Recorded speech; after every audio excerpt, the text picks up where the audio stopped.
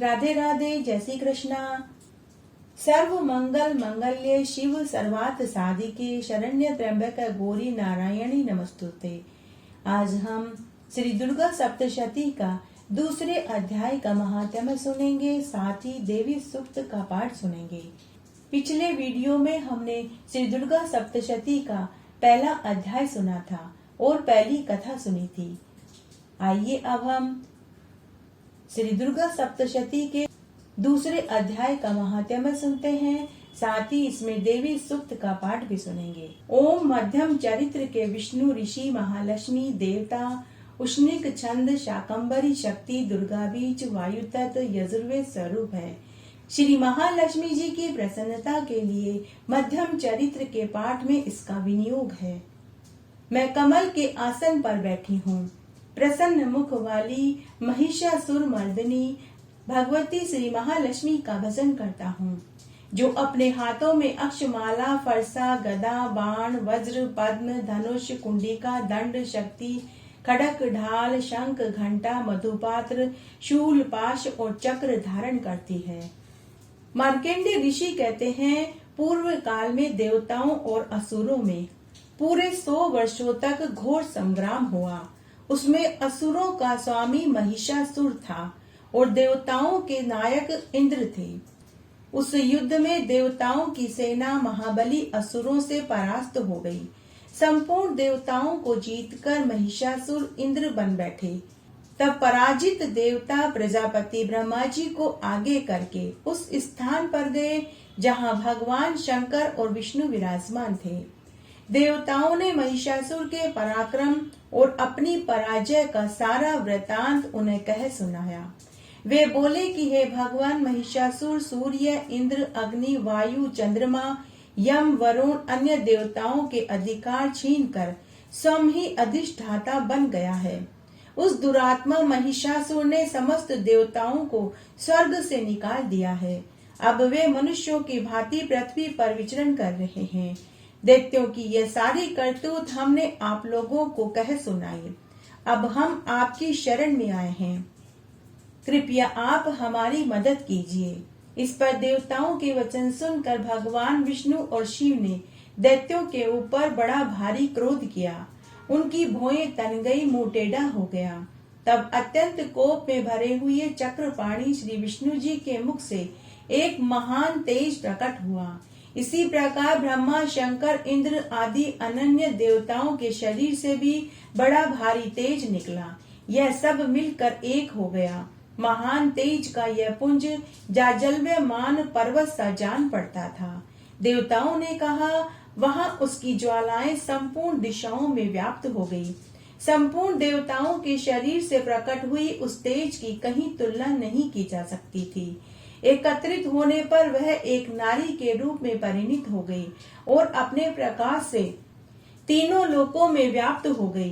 भगवान शंकर का जो तेज था उससे उस देवी का मुख प्रकट हुआ। यमराज के तेज से उसके सिर में बाल निकल आए। श्री विष्णु भगवान के तेज से उसकी भुजाएं उत्पन्न हो गई। चंद्रमा के तेज से दोनों स्तनों का, इंद्र के तेज से मध्य भाग का, वरुण के तेज से जंघा और पिंडली तथा पृथ्वी के तेज से नितंब भाग प्रकट हुआ। ब्रह्मा के तेज से दोनों चरण, सूर्य के तेज से उनकी उंगलियां हुई, वसुओं के तेज से हाथों की उंगलियां, कुबेर के तेज से नासिका हुई। उस देवी के दांत प्रजापति के तेज से और तीनों नेत्र अग्नि से प्रकट हो गए। उसकी भौहें संध्या के और कान वायु के तेज से पैदा हुए। उसी प्रकार अन्य देवताओं के तेज से उस कल्याणमयी देवी का आविर्भाव हो गया। समस्त देवताओं के तेजपुंज से प्रकट हुई देवी को देखकर महिषासुर के सताए हुए देवता बहुत प्रसन्न हुए। पिनाकधारी भगवान शंकर ने अपने शूल से एक शूल निकाल करके उन्हें दिया। फिर विष्णु भगवान ने अपने चक्र से चक्र उत्पन्न करके भगवती को अर्पित किया। वरुण ने भी शंख भेंट किया। अग्नि ने उन्हें शक्ति दी। वायु ने उन्हें धनुष दिया। बाण से भरे हुए 2 तरकस दिए। सहस्त्र नेत्रों वाले देवराज इंद्र ने अपने वज्र से वज्र उत्पन्न करके दिया और ऐरावत हाथी से उतारकर एक घंटा प्रदान किया। यमराज ने काल दंड से दंड, वरुण ने पाश, प्रजापति ने स्फटिकाक्ष की माला, ब्रह्मा जी ने कमंडल भेंट किया। सूर्य के देवी के समस्त रोमकूपों में अपनी किरणों का तेज भर दिया। काल ने उन्हें चमकती हुई ढाल और तलवार दी। क्षीर समुद्र ने उज्ज्वल हार तथा कभी जीर्ण शीर्ण न होने वाले 2 दिव्य वस्त्र भेंट किए। साथ ही उन्होंने दिव्य चूड़ामणि, 2 कुंडल, कड़े, उज्ज्वल अर्धचंद्र, दोनों बाहुओं के लिए केयूर, दोनों चरणों के लिए निर्मल निपुर, गले के लिए सुंदर हंसली, सब उंगलियों में पहनने के लिए रत्नों की अंगूठी दी। विश्वकर्मा ने उन्हें अत्यंत निर्मल फरसा दिया।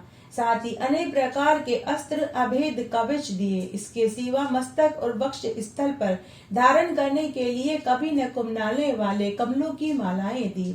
जलधि ने उन्हें सुंदर कमल का फूल दिया। हिमालय ने सवारी के लिए सिंह और भांति भांति के रत्न समर्पित किए। धना अध्यक्ष कुबेर ने मधु से भरा पात्र दिया। संपूर्ण नागों के राजा शेष ने, जो इस पृथ्वी को धारण करते हैं, उन्होंने बहुमूल्य मणियों से विभूषित नागहार भेंट किया। इसी प्रकार अन्य देवताओं ने भी आभूषण और अस्त्र शस्त्र देकर देवी का सम्मान किया। तत्पश्चात उन्होंने बारंबार अट्ठास पूर्वक उच्च स्वर से गर्जना करी। उनके भयंकर नाद से संपूर्ण आकाश गूंज उठा। देवी का यह अत्यंत उच्च स्वर से किया हुआ सिंहनाद कहीं समा न सका। आकाश उसके सामने लघु प्रतीत होने लगा। उससे बड़े जोर की प्रतिध्वनि हुई, जिससे संपूर्ण विश्व में हलचल मच गई। समुद्र कांप उठा, पृथ्वी डोलने लगी, समस्त पर्वत हिलने लगे। उस समय देवताओं ने अत्यंत प्रसन्नता के साथ सिंहवाणी भवानी से कहा कि हे देवी, तुम्हारी जय हो। साथ ही महर्षियों ने भक्ति भाव से विनम्र होकर उनकी स्तुति करी। संपूर्ण त्रिलोकी को शोभग्रस्त देख दैत्यगण अपनी समस्त सेना को कवच आदि से सुसज्जित कर हाथों में तलवार ले उठकर खड़े हो गए। उस समय महिषासुर ने बड़े क्रोध में कहा, ये क्या हो रहा है? फिर वह संपूर्ण असुरों से घिरकर उस सिंहनाद की ओर लक्ष्य करके दौड़ा और आगे पहुंचकर उसने देवी को देखा, जो अपनी प्रभा से तीनों लोकों को प्रकाशित कर रही थी। उनके चरणों के भार से पृथ्वी दबी जा रही थी। माथे के मुकुट से आकाश में रेखा खिंच गई तथा अपने धनुष की टंकार से 7 पातालों को शुद्ध किए देती थी। देवी अपनी हजारों भुजाओं से संपूर्ण दिशाओं को आच्छादित करके खड़ी थी। उसके बाद देवी के साथ दैत्यों का युद्ध छिड़ गया। नाना प्रकार के अस्त्र शस्त्रों के प्रहार से संपूर्ण दिशाएं उज्ज्वलित होने लगी। चिक्षुर नामक महान असुर महिषासुर का सेना नायक था। वह देवी के साथ युद्ध करने लगा। अन्य दैत्यों की चतुर्गनी सेना साथ लेकर चामर भी लड़ने लगा। 60,000 रथियों के साथ आकर उदग्र नाम का महादैत्य ने लोहा लिया। 1 करोड़ रथियों को साथ लेकर महाहनु नामक दैत्य युद्ध करने लगा, जिसके रोए तलवार के समान तीखे थे। वह असीलोमा नाम का महादैत्य 5 करोड़ रथी सैनिकों सहित युद्ध में आ डटा। 60 लाख रथियों से घिरा हुआ बाष्कल नामक दैत्य भी युद्ध भूमि में आ गया। परिवारित नामक राक्षस हाथी पर सवार और घुड़सवारों को साथ लेकर 1 करोड़ रथियों की सेना लेकर वह भी युद्ध करने के लिए पहुंच गया। बिडान नामक दैत्य 5 अरब रथियों से घिरकर लोहा लेने पहुंचा। इसके अतिरिक्त और भी हजारों महादैत्य हाथी घोड़ों की सेना साथ लेकर देवी के साथ युद्ध करने लगे।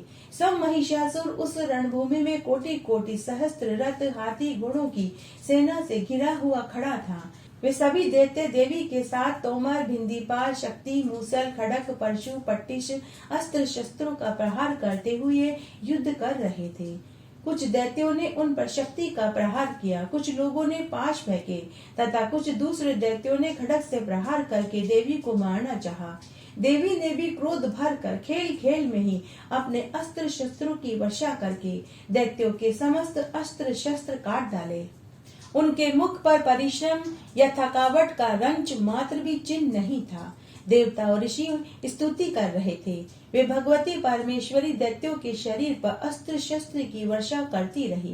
देवी का वाहन सिंह भी क्रोध में भरकर गर्दन के बालों को हिलाता हुआ असुरों की सेना में इस प्रकार विचरण करने लगा, मानो वनों में दावानल फैल रहा हो।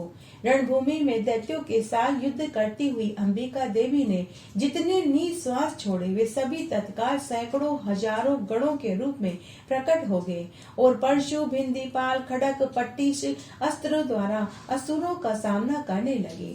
देवी की शक्ति से बड़े हुए वे गण असुरों का नाश करने और नगाड़ा शंख बजाने लगे। उस संग्राम महोत्सव में कितने ही गण मृदंग बजा रहे थे। उसके बाद देवी ने त्रिशूल से, गदा से, शक्ति की वर्षा और खड़क आदि से सैकड़ों महादैत्यों का संहार कर डाला। कितनों को घंटों के भयंकर नाद से मूर्छित करके मार गिरा। बहुत से दैत्यों को पाश से बांधकर धरती पर घसीटा। कितने ही दैत्य उनकी तीखी तलवार की मार से दो दो टुकड़ों में हो गए। कितने ही गदा की चोट से घायल हो गए। कितने ही मूसल की मार से आहत होकर रक्त वमन करने लगे। कुछ दैत्य शूल से छाती फट जाने के कारण उसी समय पृथ्वी पर ढेर हो गए। उस रणभूमि में बाण समूह की वृष्टि, कितने ही असुरों के कमर टूट गई। बाज की तरह झपटने वाला देव पीड़क दैत्यगण अपने प्राणों से हाथ धोने लगा। किन्हीं की बाहें छिन्न भिन्न हो गई। कितने ही दैत्यों की गर्दन कट गई। कितने ही दैत्यों के मस्तक कट कट कर गिरने लगे। कुछ लोगों के शरीर मध्य भाग में से विदीर्ण हो गए। कितने ही महादैत्यों की जांघें कट गई। कितनों को ही देवी ने एक बाह, एक पैर, एक नेत्र वाले करके दो दो टुकड़ों में चीर डाला। कितने ही दैत्य मस्तक कट जाने पर भी गिरकर फिर उठ जाते। केवल धड़ के रूप में ही अच्छे अच्छे हथियार हाथ में लेकर देवी के साथ युद्ध करने लगते थे। दूसरे का बंद युद्ध में बाजों की लय पर नाचते गाते थे। कितने ही बिना सिर के धड़, हाथों में खड़क, शक्ति और रिष्टि लिए दौड़ते हुए दूसरे महादैत्य ठहरो ठहरो यह कहते हुए देवी को युद्ध के लिए ललकारने लगे। वहां पर घोर संग्राम हो गया। वहां की धरती देवी के गिराए हुए रथ, हाथी, घोड़े, असुरों की लाशों से पट गई। वहां चलना फिरना असंभव हो गया। दैत्यों की सेना में हाथी, घोड़े, असुरों के शरीर से इतनी अधिक मात्रा में रक्तपात हुआ था कि थोड़ी ही देर में वहां खून की बड़ी बड़ी नदियां बहने लगी। जगदम्बा ने असुरों की विशाल सेना को क्षण भर में ही नष्ट कर दिया। ठीक उसी तरह जैसे तृण और काठ के भारी ढेर को आग कुछ ही क्षणों में भस्म कर देती है और वह सिंह भी गर्दन के बालों को हिला हिलाकर जोर जोर से गर्जना करता हुआ दैत्यों के शरीर से मानो उनके प्राण चुन लेता हो, ऐसा प्रतीत हो रहा था। वहां देवी के गणों ने भी उन महादैत्यों के साथ ऐसा युद्ध किया जिससे आकाश में खड़े हुए देवता गण संतुष्ट हो गए और उनके ऊपर फूलों की बरसात करने लगे। नवरात्रि के दूसरा दिन ब्रह्मचारिणी का होता है। माँ दुर्गा की नवशक्तियों का दूसरा स्वरूप ब्रह्मचारिणी का है। दधाना कर पद्माभ्याम अक्षमाला कमंडलु देवी प्रसिद्धतु मई ब्रह्मचारिणी उत्तमा। माँ दुर्गा की नवशक्तियों का दूसरा स्वरूप ब्रह्मचारिणी है। यहाँ ब्रह्मा शब्द का अर्थ तपस्या है। ब्रह्मचारिणी अर्थात तप की चारिणी, तप का आचरण करने वाली। ब्रह्मचारिणी देवी का स्वरूप पूर्ण ज्योतिमय एवं अत्यंत भव्य है। इनके दाहिने हाथ में जप की माला और बाएं हाथ में कमंडल रहता है। माँ दुर्गा का यह दूसरा स्वरूप भक्तों और सिद्धों को अनंत फल देने वाला है। इनकी उपासना से मनुष्य में तप, त्याग, वैराग्य, सदाचार, संयम में वृद्धि होती है। दुर्गा पूजा के दूसरे दिन इन्हीं की उपासना की जाती है।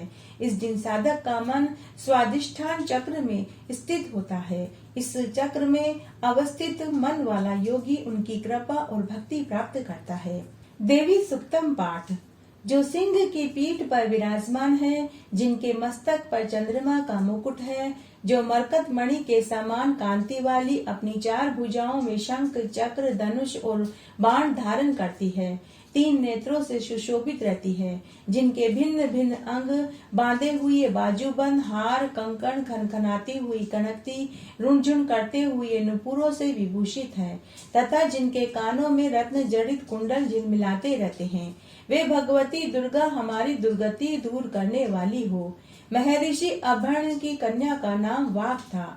वह बड़ी ही ब्रह्म ज्ञानी थी। उसने देवी के साथ अभिन्नता प्राप्त कर ली थी। उसी के ये उद्गार हैं। मैं सच्चिदानंदमयी सर्वात्मा देवी रुद्र वसु आदित्य विष्णु देवगणों के रूप में विचरती हूँ। मैं ही मित्र वरुण दोनों को, इंद्र और अग्नि को तथा दोनों अश्विनी कुमारों को धारण करती हूँ। मैं ही शत्रुओं के नाशक आकाशचारी देवता सोम को, त्वष्टा प्रजापति को तथा पूषा और भग को भी धारण करती हूँ। जो भविष्य से प्रसन्न हो देवताओं को उत्तम भविष्य की प्राप्ति कराता है तथा उन्हें सोम रस के द्वारा तृप्त करता है, उस यजमान के लिए मैं ही उत्तम यज्ञ का फल और धन प्रदान करती हूँ। मैं संपूर्ण जगत की अधीश्वरी, अपने उपासकों को धन की प्राप्ति कराने वाली, साक्षात्कार करने योग्य परब्रह्म को अपने से अभिन्न रूप में जानने वाली तथा पूजनीय देवताओं में प्रधान हूँ। मैं प्रपंच रूप से अनेक भावों में स्थित हूँ। संपूर्ण भूतों में मेरा प्रवेश है। अनेक स्थानों में रहने वाले देवता जहाँ कहीं जो कुछ भी करते हैं वे सब मेरे लिए ही करते हैं। जो अन्न खाता है वह मेरी शक्ति से खाता है, क्योंकि मैं ही भोक्त शक्ति हूँ। इसी प्रकार जो देखता है, जो सांस लेता है, जो कही हुई बात को सुनता है, वह मेरी ही सहायता से सभी कर्म करने में समर्थ है। जो मुझे इस रूप में नहीं जानते, वह न जानने के कारण ही दीन दशा को प्राप्त होते रहते हैं। हे बहुश्रुत, मैं तुम्हें श्रद्धा से प्राप्त होने वाले ब्रह्म तत्व का उपदेश देती हूँ, तुम ध्यान से सुनो। मैं स्वयं ही देवताओं और मनुष्यों द्वारा सेवित इस दुर्लभ तत्व का वर्णन करती हूँ। मैं जिस पुरुष की रक्षा करना चाहती हूँ उसको सबकी अपेक्षा अधिक शक्तिशाली बना देती हूँ। उसी को सृष्टिकर्ता ब्रह्मा, परोक्ष ज्ञान, समस्त ऋषि तथा उत्तम मेघा शक्ति से युक्त बनाती हूँ।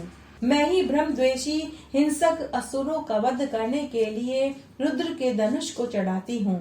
मैं ही शरणागत जनों की रक्षा के लिए शत्रुओं से युद्ध करती हूँ तथा अंतर्यामी रूप से पृथ्वी और आकाश के भीतर व्याप्त रहती हूँ।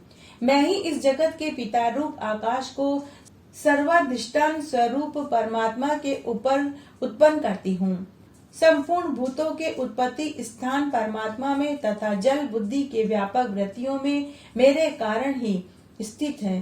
अतः मैं समस्त भुवनों में व्याप्त रहती हूँ तथा उस स्वर्गलोक का भी अपने शरीर से स्पर्श करती हूँ। मैं कारण रूप से जब समस्त विश्व की रचना आरंभ होती है, तब दूसरों की प्रेरणा बिना स्वयं ही वायु की भांति चलती हूँ। स्वेच्छा से ही कर्म में प्रवृत्त होती हूँ। मैं पृथ्वी और आकाश दोनों से परे हूँ। अपनी महिमा से ही मैं ऐसी हुई हूँ। नवरात्रि व्रत कथा। एक बार एक नगर में एक राजा था। वह रोज 1 किलो सोना दान दिया करता था। राजा जरूरतमंदों व साधु संतों, योग्य ब्राह्मणों और पंडितों को दान देता था और रोज 2 जूनी बात सुनता था। उसी नगर में एक सोम शर्मा नाम का ब्राह्मण अपनी पत्नी और बेटी के साथ रहता था। ब्राह्मण अक्सर बीमार रहता था।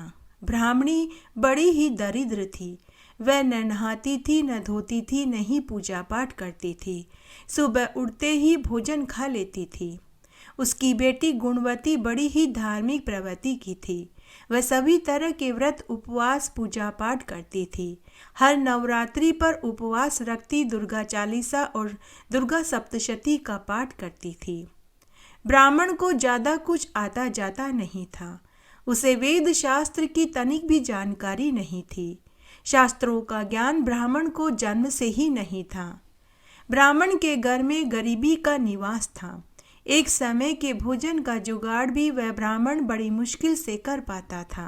ब्राह्मण रोज गांव के मंदिर में सुबह और शाम की आरती करने जाता था। बदले में उसे जो आटा, दाल, तेल, घी, गुड़, चीनी मिलता, उसी से उसका गुजर बसर चलता था।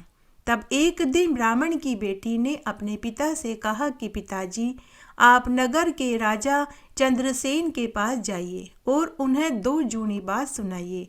बदले में वे आपको अच्छी दक्षिणा देंगे। तब पिता ने बेटी से कहा कि बेटी, मुझे तो वेद शास्त्र की तनिक भी जानकारी नहीं है। मैं राजा को 2 जूनी बात में क्या सुनाऊंगा। तो बेटी गुणवती बोली कि पिताजी, जो मैं आपको बोलूं आप वही जाकर राजा को सुना देना। तब गुणवती ने कहा कि पिताजी, आप राजा से जाकर कहना कि धर्म की जड़ हमेशा हरी भरी होती है। धर्म की जड़ हमेशा फलती फूलती है। तब दूसरे दिन ब्राह्मण सोम शर्मा नगर के राजा के पास महल में गया और जो उसकी बेटी ने बोलने के लिए कहा ब्राह्मण ने जाकर वही बोल दिया कि हे महाराज, धर्म की जड़ हमेशा हरी भरी होती है, धर्म की जड़ हमेशा फलती फूलती है। यह सुनते ही राजा ने ब्राह्मण को एक सोने का टका दे दिया। ब्राह्मण सोने का टका लेकर खुशी खुशी घर आ गया और अपनी बेटी से बोला कि बेटी अब हमारे घर की दरिद्रता तुम्हारी वजह से दूर हो जाएगी। बेटी तुम अपनी माँ को भी समझाओ ताकि यह भी रोज सुबह उठकर नहाए धोए पूजा पाठ करे और व्रत उपवास करे, ठाकुर जी की सेवा करे, तुलसी जी के आगे दिया बाती करे, सूर्य नारायण भगवान को अर्घ्य दे ताकि इसे भी सद्बुद्धि प्राप्त हो, शायद इसका भी भला हो जाए। तो बेटी गुणवती अपने पिता से बोली कि पिताजी, एक न एक दिन माँ को भी सद्बुद्धि आ जाएगी, आप चिंता न करें। ब्राह्मण के घर का सारा कामकाज गुणवती ही करती थी। वह रोज सुबह जल्दी उठती, घर आंगन को बुहारती, झाड़ू पोछा करती, उसके बाद स्नान आदि करके ठाकुर जी की पूजा करती, सूर्य नारायण भगवान को अर्घ्य देती और रोज सुबह शाम तुलसी जी के आगे दिया बाती करती। ब्राह्मणी बड़ी ही आलसी थी। वह पूरे समय सोती और जब भूख लगती जब ही खा लेती थी। बेटी ने अपनी माँ को कई बार समझाया कि माँ, आप रोज सुबह जल्दी उठकर स्नान किया करो, पूजा पाठ किया करो। ब्राह्मण सोम शर्मा ने भी अपनी पत्नी को बहुत समझाया कि भगवान रोज सुबह उठकर घर आंगन बुहारा करो, स्नान आदि करके पूजा पाठ किया करो, ठाकुर जी के आगे दिया बाती किया करो ताकि हमारी दरिद्रता दूर हो जाए। लेकिन ब्राह्मणी के ऊपर जूं तक नहीं रेंगती थी। अब ब्राह्मण रोज नगर के राजा के पास जाने लगा और रोज राजा को 2 जूनी बात सुनाने लगा। बदले में राजा उसे एक सोने का टका देते जिसे लेकर ब्राह्मण घर आ जाता। उस राजा के दरबार में बहुत से ज्ञानी पंडित संत महात्मा पूरे समय बैठे रहते थे, जो भागवत दुर्गा सप्तशती का पाठ राजा को सुनाया करते थे। उन सबको ब्राह्मण सोम शर्मा से जलन होने लगी। वे सभी आपस में एक दूसरे से बोले कि हम सब तो पूरे समय मेहनत करते हैं, राजा को भागवत कथाएं दुर्गा सप्तशती का पाठ सुनाते हैं और पूरे समय यज्ञ हवन करते हैं, तब जाकर हमें एक सोने का टका मिलता है और यह ब्राह्मण रोज 1 जूनी बात कहता है और बदले में सोने का टका लेकर चला जाता है। तब सभी पंडितों ने मिलकर एक योजना बनाई और राजा के कान भरने शुरू कर दिए और बोले कि हे महाराज, आप सोम शर्मा ब्राह्मण को रोज 2 जूनी बात सुनकर सोने का टका देते हैं, यह बहुत अच्छी बात है, लेकिन आप उससे पूछना कि जो वह 2 जूनी बात सुनाता है उसका क्या मतलब है। राजा ने कहा कि आपने बहुत अच्छी बात कही, आज जब वह ब्राह्मण आएगा तो मैं उससे जरूर पूछूंगा। तभी सोम शर्मा ब्राह्मण राजा के दरबार में पहुंच गया और वह बोला कि हे महाराज, धर्म की जड़ हमेशा हरी भरी रहती है, धर्म की जड़ हमेशा फलती फूलती है। तब राजा ने सोम शर्मा ब्राह्मण से कहा कि हे ब्राह्मण देव, जो तुम कहते हो उसका अर्थ बताओ, तभी मैं तुम्हें सोने का टका दूंगा। ब्राह्मण सोम शर्मा बेचारा थर थर कांपने लगा। उसने हिम्मत बटोर कर राजा से कहा कि हे महाराज, इसका अर्थ मैं आपको कल बताऊंगा। तब राजा ने कहा कि ठीक है ब्राह्मण देव, फिर मैं सोने का टका भी आपको कल ही दूंगा। सोम शर्मा ब्राह्मण दुखी मन से घर आया और अपनी बेटी गुणवती को पूरी बात बताई। तब उसकी बेटी बोली कि पिताजी, आप चिंता मत करो, जैसा मैं आपको कहती हूँ आप वही जाकर कल राजा से कह देना। तब ब्राह्मण सोम शर्मा दूसरे दिन राजा के दरबार में पहुंचा और बोला कि हे महाराज, धर्म की जड़ हमेशा हरी भरी रहती है, धर्म की जड़ हमेशा फलती फूलती है। तब राजा ने कहा कि हे ब्राह्मण, इसका अर्थ बताओ। तब ब्राह्मण वही बोला जो उसकी बेटी ने बोलने के लिए कहा था ब्राह्मण बोला कि हे महाराज, अगर आपको इसका अर्थ जानना है तो आप वन में जाइए। वहाँ एक साधु कठोर तपस्या कर रहा है, वही आपको इसका अर्थ बताएंगे।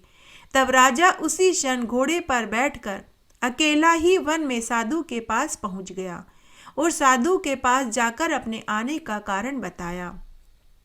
तब साधु ने राजा का खूब आदर सत्कार किया, उसे बैठने के लिए आसन दिया और खाने के लिए कंदमूल फल दिए। उसके बाद साधु ने कहा कि हे महाराज, मेरे पास एक अमृत पात्र है, उसमें झांक कर देखने से आपको सब मालूम पड़ जाएगा। उस साधु ने बड़ी कठोर तपस्या करके ब्रह्मा जी से वह अमृत पात्र वरदान में पाया था। उस अमृत पात्र में जल भर कर देखा जाता था तो स्वर्ग लोक और धर्मराज जी के यहाँ जो कुछ भी घटना घटित हो रही होती थी वह साफ साफ दिखाई देती थी। तब साधु ने अमृत पात्र में जल भरा। उसके बाद राजा ने और साधु ने अमृत पात्र में झांक करके देखा तो परलोक में जो घटना घटित हो रही थी वह सब उसमें साफ साफ दिखाई दे रही थी। परलोक में सभी मनुष्य अपने अपने कर्मों का फल भोग रहे थे। किसी की आंख फूटी हुई थी तो किसी का हाथ टूटा हुआ था, किसी को कोड़े से मारा जा रहा था तो कोई मलमूत्र के गड्ढे में पड़ा था, किसी को आरे से चीरा जा रहा था तो कोई उल्टा लटका हुआ था, किसी को तेल के गर्म पात्र में डालकर पकाया जा रहा था तो किसी को अंधे कुएं में पटक रखा था जिसमें तमोग नाम के कीड़े उन्हें काट रहे थे। वे सभी चीख चिल्ला रहे थे, जबकि दूसरी तरफ वहीं पर एक सोने का सुंदर महल बन रहा था। तब राजा ने अमृत पात्र के जल से पूछा कि यह सोने का महल किसके लिए बन रहा है। तभी वहां आकाशवाणी हुई कि यह सोने का महल मृत्युलोक में एक राजा चंद्रसेन है, जो जरूरतमंद लोगों को, साधु सन्यासियों को रोज 1 किलो सोना दान में देते हैं। यह महल उसी के लिए बन रहा है। तभी राजा ने मन ही मन सोचा कि मृत्युलोक में तो केवल मैं ही हूँ जो 1 किलो सोना दान में दे रहा हूँ। यह महल तो मेरे लिए ही बन रहा है। अब राजा को ब्राह्मण की दोजूनी बात का अर्थ मिल चुका था। वह बहुत खुश हुआ और साधु को प्रणाम करके वापस महल में आ गया। इस बात का जिक्र राजा ने किसी से नहीं किया। दूसरे दिन सोम शर्मा ब्राह्मण राजा के पास आया। अब की बार राजा ने उसे 1 सोने की मोहर की जगह 2 सोने की मोहर दी। यह देखकर राजा के महल में पूजा पाठ करने वाले सभी पंडितों, साधु सन्यासियों को सोम शर्मा ब्राह्मण से और भी चिढ़ हो गई। तब एक दिन वापस सभी ने राजा के कान भरने शुरू किए और बोले कि हे महाराज, इस सोम शर्मा ब्राह्मण के एक बहुत सुंदर लड़की है। वह बड़ी ही धार्मिक प्रवृत्ति की और चतुर और समझदार है और वह माँ भगवती की परम भक्त है। वह तो आपकी रानी बनने के योग्य है। राजा लोग कान के कच्चे होते हैं। राजा ने दूसरे ही दिन ब्राह्मण सोम शर्मा से कहा कि अरे ब्राह्मण, हमने सुना है कि तेरे विवाह लायक एक लड़की है, हम उससे विवाह करना चाहते हैं। ब्राह्मण फिर से थरथर कांपने लगा। ब्राह्मण ने कहा कि हे महाराज, मैं अपनी लड़की से पूछकर बताऊंगा। ब्राह्मण दुखी मन से वापस घर आया और अपनी बेटी को पूरी बात बताई और बोला कि बेटी, अच्छा होता कि अगर मैं राजा के पास दान मांगने ही नहीं जाता, हमारी इज्जत तो रह जाती। तो बेटी गुणवती ने कहा कि पिताजी, आप चिंता क्यों करते हैं, कल राजा को जाकर वही कहना जो मैं आपसे कहती हूँ। तब ब्राह्मण दूसरे दिन वापस राजा के महल में गया और बोला कि हे महाराज, मेरी बेटी ने कहा है कि आप एक बार और वन में उसी साधु के पास जाकर अमृत पात्र में झांक कर देखें कि धर्म की जड़ अभी भी हरी है या नहीं। राजा को बड़ी उत्सुकता हुई। राजा तुरंत घोड़े पर सवार होकर वन में साधु के पास पहुंच गया। राजा को देखते ही उस साधु को महान क्रोध आया और वह बोला कि अरे दुष्ट पापी, तू यहाँ क्यों आया है। राजा को महान आश्चर्य हुआ कि इस साधु ने मुझे पापी और दुष्ट क्यों बोला। पिछली बार तो इसने मेरा खूब आदर सत्कार किया था, फिर इस बार इसे क्या हो गया। राजा ने साधु महात्मा से कहा कि महात्मा जी, मैं एक बार और आपके अमृत पात्र में झांक कर देखना चाहता हूँ। साधु ने कहा कि हे राजा, ये मैं आखिरी बार दिखाऊंगा, इसके बाद तो मेरे हक में भी नहीं है। तब साधु ने पुनः अमृत पात्र में जल भरा। तब राजा ने अमृत पात्र में झांक कर के देखा तो नरक के सभी दृश्य तो वैसे के वैसे ही थे, लेकिन स्वर्ग में सोने के महल को तोड़ा जा रहा था। राजा ने अमृत पात्र के जल से पूछा कि यह सोने का महल क्यों तोड़ा जा रहा है। तभी वापस आकाशवाणी हुई कि मृत्युलोक में राजा चंद्रसेन बड़ा ही पापी और दुष्ट है। एक ब्राह्मण की लड़की से विवाह करना चाहता है। एक सत वाली ब्राह्मण की लड़की का सत अपवित्र कर रहा है। अब राजा का माथा ठनका। राजा ने साधु से भी अपनी गलती की क्षमा मांगी। तुरंत राजा उसी समय ब्राह्मण के घर पहुंचा और बोला कि हे ब्राह्मण देव, मुझे माफ कर दो, मैं आपकी बेटी को अपनी कन्या बनाना चाहता हूँ और धूमधाम से ब्राह्मण युवक के साथ आपकी बेटी का विवाह करना चाहता हूँ। मैं उसका कन्यादान करना चाहता हूँ। तब घर के अंदर से ही ब्राह्मण की बेटी गुणवती बोली कि अरे राजा, आप अपवित्र हो गए हैं। आपने मुझसे विवाह का विचार करके बहुत बड़ा पाप किया है। मैं आपको अपना मुख तभी दिखाऊंगी जब आप आने वाली नवरात्रि में 9 दिन तक अन्न जल त्याग करके नवरात्रि का उपवास करें, पूजा करें, माँ दुर्गा सप्तशती का पाठ करें, 9 कन्याओं को जिमावें और एक भैरू जी को जिमावें। सभी कन्याओं का पूजन करें, उन्हें उचित दान दक्षिणा दें, तभी आप मुझे कन्या बना सकते हैं और तभी आप कन्यादान कर सकते हैं, तभी आपका पश्चाताप पूरा होगा। राजा ने ठीक वैसा ही किया जैसा गुणवती ने करने को कहा। राजा ने 9 दिन तक नवरात्रि के व्रत किए, पूजा पाठ करी, 9 कन्याओं को और एक भैरू जी को जिमाया और उन्हें खूब सारी दान दक्षिणा दी। उसके बाद राजा ने गुणवती का कन्यादान किया, खूब सारा दान दहेज दिया। एक संस्कारी बेटी की वजह से सोम शर्मा के भी दिन फिर गए। सोम शर्मा को भी राजा ने खूब सारी धन दौलत दी। इस तरह आज हमने श्री दुर्गा सप्तशती का दूसरे अध्याय का महात्म्य सुना, साथ ही हमने इसमें देवी सूक्त का पाठ भी सुना। आशा करती हूँ यह आपको जरूर पसंद आएगा।